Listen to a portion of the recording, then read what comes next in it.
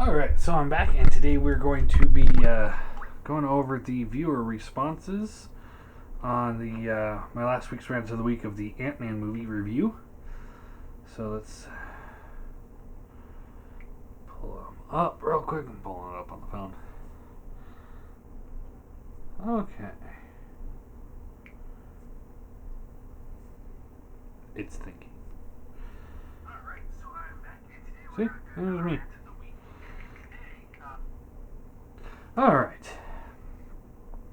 Alright, so first off, we got Mander Ma, who says, in my opinion, if it works, just use it. Just like the DC movies universe is using the Marvel universe, Marvel movie universe model now. So before we go on, they're trying to use the Marvel movie universe, but they're going about it wrong because Marvel spent years putting this together. You know, we had Iron Man 1, we had Incredible Hulk, we had Thor, Iron Man 2, Iron Man 2, and then Thor, then Captain America, and then the first Avengers movie. So we had a lot of build-up. In the DC universe, we have Man of Steel, and then Batman v Superman: Dawn of Justice, and and Suicide Squad, wherever that fits in. So yeah, they're trying to do it, but they're trying to hasten it up a little bit, and I think they should really cool it back a little bit, because Man of Steel, in my opinion, was a good movie. A lot of people gave it shit, for being too dark, but I thought it was perfect. A great way to start off a Superman franchise. And I think what we needed to see before we got into Batman v Superman is a Batman movie on his own, so that we can get used to the idea of Ben Affleck as Batman, because everyone's torn on that. And then also another Superman movie, so we can actually, rather than just seeing his origin stories, we can actually see him being Superman for a movie. That would be a good place to put Lex Luthor. Although, personally, I think Lex Luthor shouldn't be in the movies at all. He's not a very cinematic villain. We could have done like Brainiac, or maybe Parasite. Parasite's a good choice.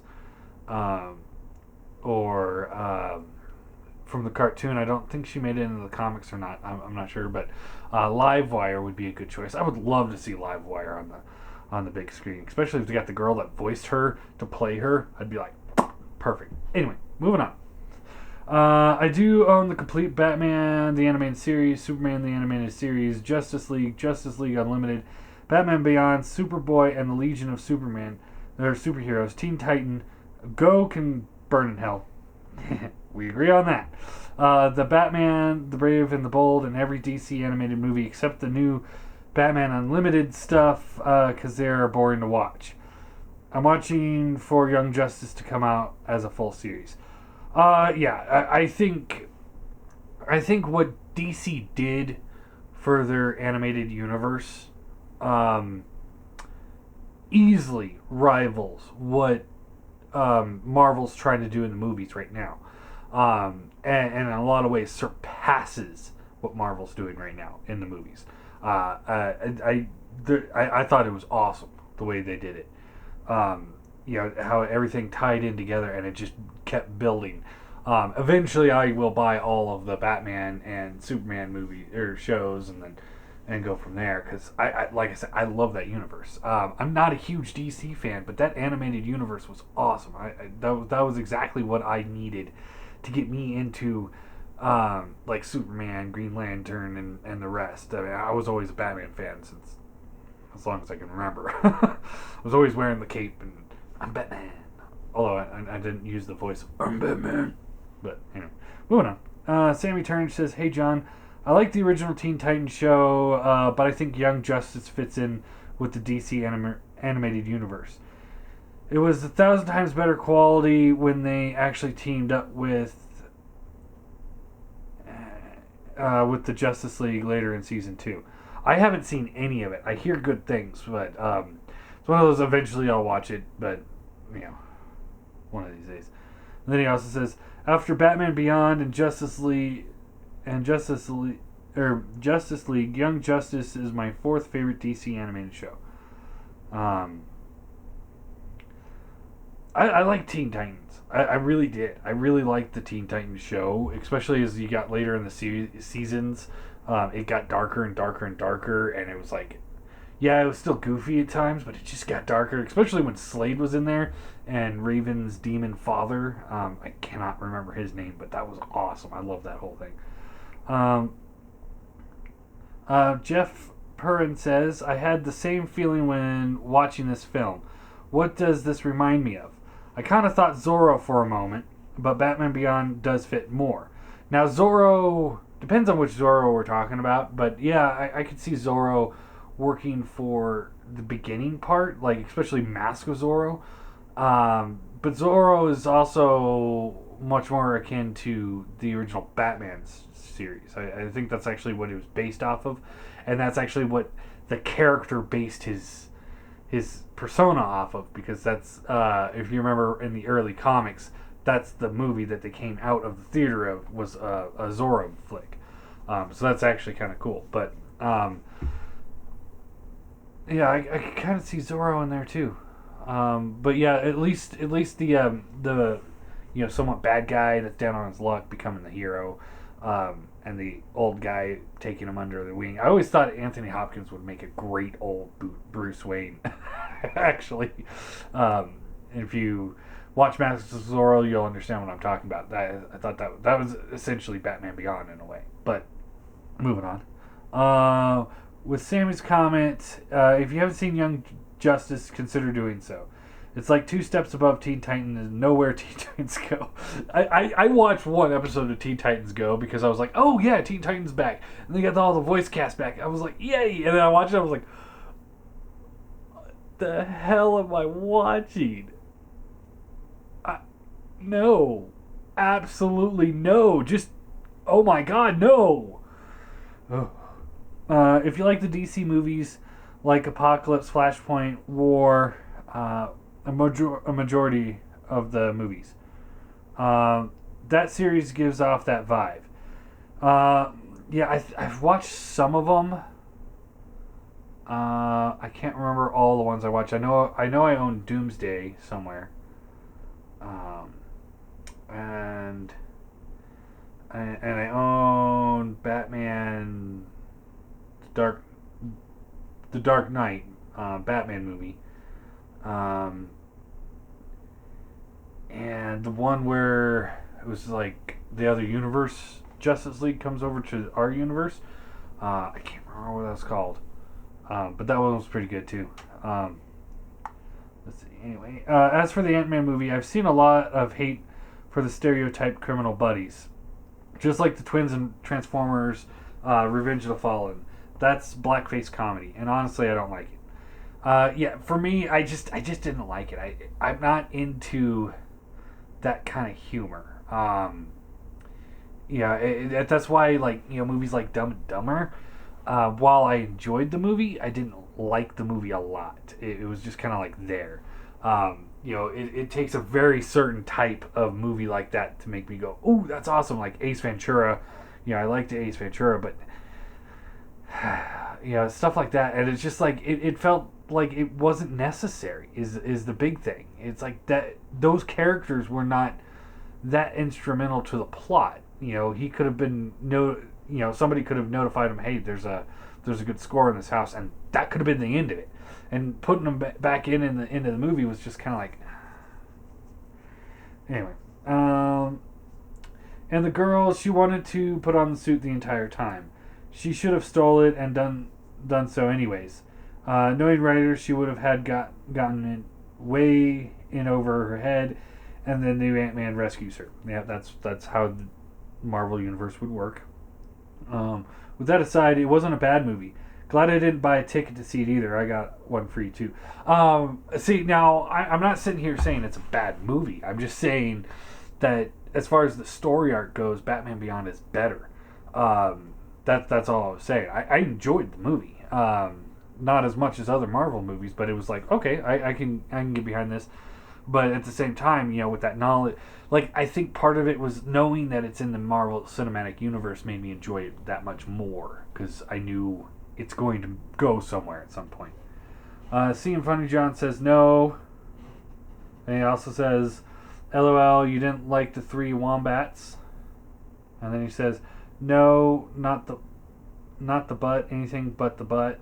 Take Bumbletron instead. Okay. I don't know how to respond to that. Ultraron 563.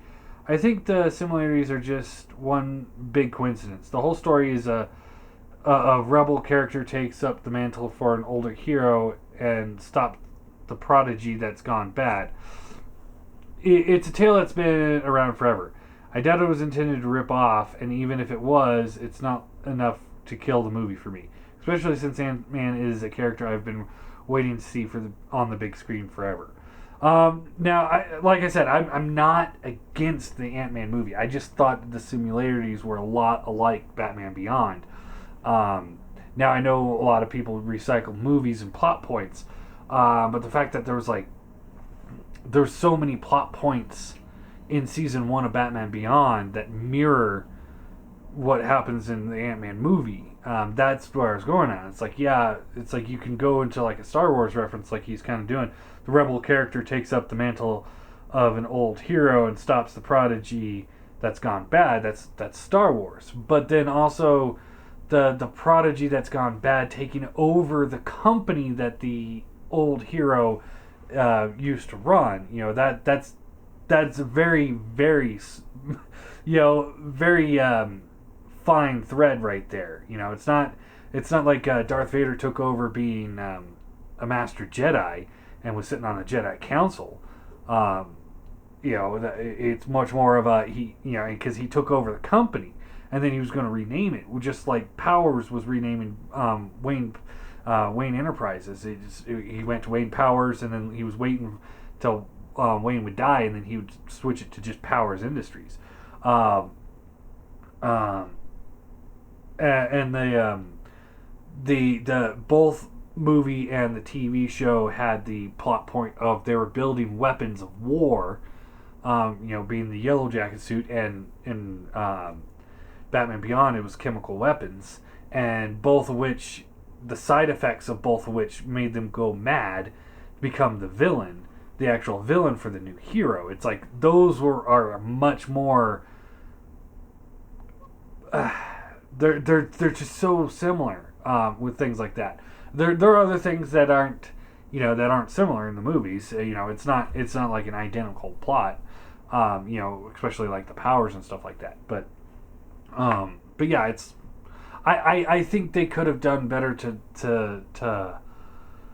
distance themselves from that. But maybe they were just fans of Batman Beyond and they didn't deliberately think that they were copying it, but like, hey man, this is a great idea, and everyone else was like, hey, yeah, let's go with it. Anyway, moving on.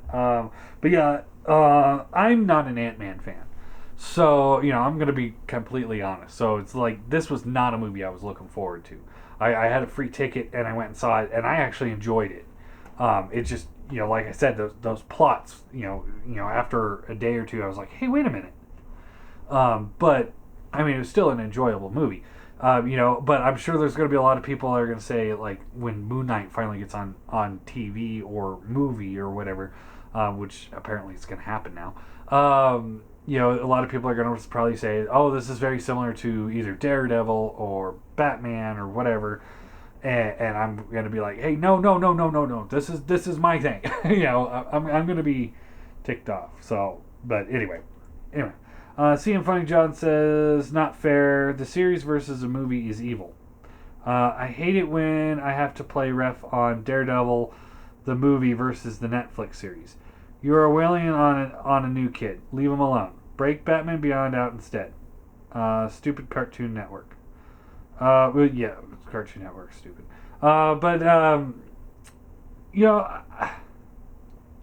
Now, when it comes to Daredevil, the movie, and Daredevil, the TV show, there is no comparison. The TV show is infinitely better. because it's got Vincent D'Onofrio in it. Guaranteed, it's going to be better.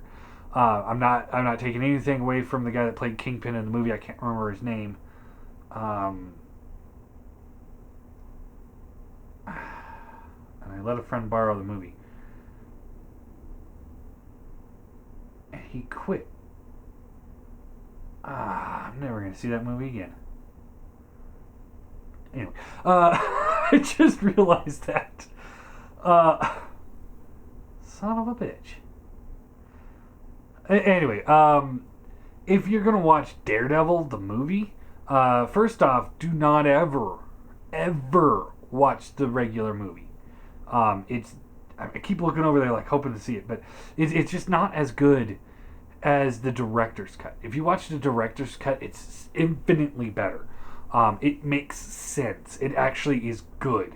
I really love that movie with the director's cut. It is an awesome movie. But the show is just so much better because they're able to make a show that was actually movie quality and be able to expand the character more. Although I did think the pacing was a little bit slower because they had to fill out so many episodes, but it was really good. And again, Vincent D'Onofrio, he's like probably my favorite actor. So seeing him as Kingpin was just like, oh my god, this is awesome. And especially if you watch the show more as an origin of Kingpin becoming the actual Kingpin of crime, as opposed to Daredevil's origin, which it is, but if you watch it more like that, it's like, man, that's such a rise to power. Especially that the final episode when his guys attack the SWAT truck that he was locked in, and you see him marching down the street, and he's giving orders, you just kill everything on the ground and in the air. I was like, yes, it's Kingpin. Anyway, move on. Alright, Seton Funny John also says, hey, Spider-Man Unlimited was doing its own thing since the stupid old man whined about the original script had two Peters. One being Venom and another as Spider-Man. But the old man whined so hard. Okay. As the damn executive refused Spider-Man 2099 plot to be any good. Cough it up, Disney. We know you have the tape. No, Spider-Man Unlimited was crap. I'm sorry, it was crap. There's nothing good about that movie or that show.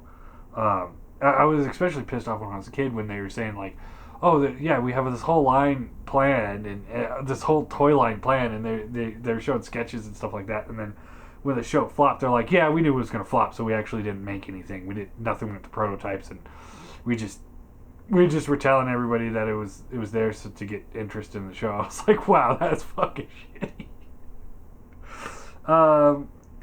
Let's see. Funny John also says, funny about the Falcon scene. The reveal. Ha ha ha. Have to get the times, Hank. Get with the times, Hank. Yeah. Funny John also says, true, but Cartoon Network will never lock this hero in their dungeon. He also says, nuh-uh. Oh no, Terry is different. Why will like the previous comment I wrote. Cartoon Network didn't allow Batman Beyond to continue, so I'm guessing the Justice League episode would be in season 5 if it got to exist. Justice League concluded that Terry's parents were going to be assassinated by Hire due to the Catamus Lady.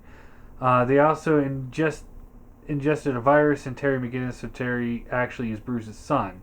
Well, actually, because I actually saw the episode, they altered Terry's father's DNA with Bruce's DNA, so that he was actually, in a way, a carrier of Bruce's DNA. So he is Bruce's son, not altered. They altered his DNA or his dad's DNA to make Terry Bruce's son, but Terry himself wasn't altered. So he is legitimately Bruce's son. It's weird, like it's a weird. But I think the actual thing was Justice League was starting to get popular, and the writer of the series was like, this is Justice League is getting popular, so I'm going to cut out Batman Beyond and go to Justice League Unlimited. So I think that's what happened, or it could have been Cartoon Network not wanting to pull the plug. But at the same time, if I remember correctly, that was when it was still on WB, and WB kept showing other series like Static Shock and Zeta Project afterwards. After Batman got canceled, I was very upset when they got canceled, and I thought it was very abrupt cancellation. And I was really happy that he showed up a couple times in the Justice League show. There was a time traveling one where he shows up, and then there's the one where it was revealed that genetically he is Bruce's son, which is really cool. Let's see. And the really cool part of that was they were going to assassinate his parents so that they can reenact what happened with Bruce. And the person they got to try to assassinate his parents was actually the Phantasm from the Mask of the Phantasm. So that was a really cool nod to the old series, and I love that. Anyway, moving on. As for Scott, he is a genius in tech, and he's kind of had an origin like Spider-Man 3's Sandman. I'm glad the daughter isn't gravely ill. Oh yeah, and Scarlet Witch will eventually kill him if unlucky. Okay. Let's see. Seeing Funny John, and then also says, oh yeah, and never check out the new 52 Batman Beyond. Nightwing spoils the Batman Beyond name. Well, costume. Sorry, Sack. Gundam Tabasco replies to him saying, actually, it's Tim Drake who spoiled the suit. I really wish they didn't kill Terry. Man, it sucks so bad. Seeing Funny John then says, thank you. I kind of wasn't sure which one it was. Also amazing how he went to Red Robin, Yum, which is not a clever name. Why not the Cardinal? And now he is wrecking the rep of the Batman Beyond suit. But true, when they killed him, it was like, wait, what? I have no idea what you're talking about, because I don't read the New 52. I don't read DC Comics, period. I never have, aside from when I was really young, because the library that I lived by in Iowa had piles of Batman comics. So after school and on the weekends, I'd go sit in the basement and just read piles of Batman comics. And I remember they were super cheesy, but I was really young, so they were really cool. And I enjoyed the hell out of them. But since then, I think I read Breaking of the Bat and the Death of Superman, and of course the full trade paperback of Death of Superman. I had that. I have it somewhere. I don't know where, but where he gets killed by Doomsday at the beginning and then returns to life, and that was such a great book. But after that, it's like I haven't read any DC for a long time, and when they did the New 52, I was like, no, I refuse. And when Marvel reboots because I hear Marvel's going to reboot their whole series, so when they do that, I'm never going to read a Marvel comic outside of Moon Knight again. Keep checking my battery on my microphone. It died on me the other video, or a couple videos ago, and I was like, what? Anyway, moving on. Gundam Tabasco, how could you not find those three criminals funny? I have friends that I like, I have friends that I like that. I really hope that it's just a coincidence that all of that was pretty much the same. And long live Mark Hamill as the Joker. When you started talking about him, I couldn't help myself but have a big grin on my face because I have that laugh as a ringtone. And that was the last comment. And yes, Mark Hamill, the greatest Joker of all time, hands down. I